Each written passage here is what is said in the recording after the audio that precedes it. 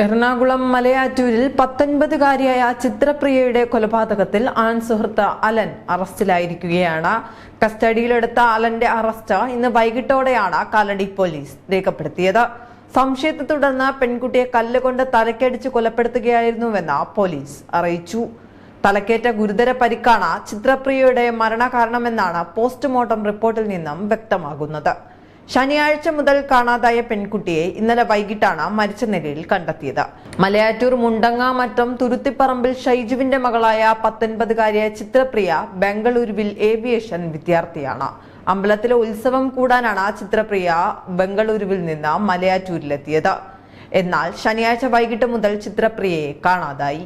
കടയിലേക്ക് പോവുകയാണെന്ന് പറഞ്ഞാണ് ചിത്രപ്രിയ വീട്ടിൽ നിന്നിറങ്ങിയത്. മകളെ കാണാതായതോടെ വീട്ടുകാർ കാലടി പോലീസിന് പരാതി നൽകുകയായിരുന്നു. കാണാതായ സംഭവത്തിൽ പോലീസ് കേസെടുത്ത് അന്വേഷണം തുടരുന്നതിനിടെയാണ് ചിത്രപ്രിയയുടെ ആൺസുഹൃത്ത് അലനെ വിളിപ്പിച്ച് മൊഴിയെടുത്ത ശേഷം അലനെ വിട്ടയക്കുകയായിരുന്നു. അതിനിടെയാണ് ഇന്നലെ വൈകിട്ട് 4 മണിയോടെ നാടിനെ നടുക്കി മലയാറ്റൂർ നക്ഷത്ര തടാകത്തിനരികിൽ ഒഴിഞ്ഞ പറമ്പിൽ ചിത്രപ്രിയയുടെ മൃതദേഹം കണ്ടെത്തുന്നത്.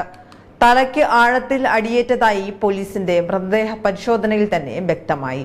ശരീരത്തിൽ മുറിപ്പാടുകളും കണ്ടെത്തിയോടെ തന്നെ കൊലപാതകമാണെന്ന് പോലീസ് ഉറപ്പിച്ചു. ഇതോടെ കൊലപാതകമെന്ന നിലയിൽ പോലീസ് അന്വേഷണം ഊർജിതമാക്കി. ചിത്രപ്രിയയും ആൺസുഹൃത്ത് അലനും ഒരുമിച്ച് മലയാറ്റൂർ ജംഗ്ഷൻ വഴി ബൈക്കിൽ പോകുന്ന CCTV ദൃശ്യവും ഇതിനിടെ പോലീസിന് ലഭിച്ചു. ഇതോടെ നേരത്തെ മൊഴിയെടുത്ത് വിട്ടയച്ച ചിത്രപ്രിയയുടെ ആൺസുഹൃത്ത് അലനെ പോലീസ് കസ്റ്റഡിയിലെടുത്തു. തുടർന്നുള്ള വിശദമായ ചോദ്യം ചെയ്യലിൽ പ്രതി കുറ്റം സമ്മതിക്കുകയായിരുന്നു എന്ന് പോലീസ് അറിയിച്ചു. പെൺകുട്ടിക്ക് മറ്റൊരു ആൺസുഹൃത്തുണ്ടെന്ന സംശയത്തിൽ അലൻ കല്ലുകൊണ്ട് തലയ്ക്ക് അടിച്ചു കൊല്ലുകയായിരുന്നു. മദ്യലഹരിയിലായിരുന്നു കൊലപാതകമെന്നും പോലീസ് വ്യക്തമാക്കി. തലയിൽ ഒന്നിലേറെ ഭാഗത്ത് ഗുരുതര പരിക്കേറ്റിട്ടുണ്ടെന്നും ആന്തരിക രക്തസ്രാവവും മരണകാരണത്തിന് ഇടയാക്കിയിട്ടുണ്ടെന്നും പോസ്റ്റ്മോർട്ടത്തിൽ നിന്ന് കണ്ടെത്തി. വൈകിട്ടോടെ അലന്റെ അറസ്റ്റ് കാലടി പോലീസ് രേഖപ്പെടുത്തി.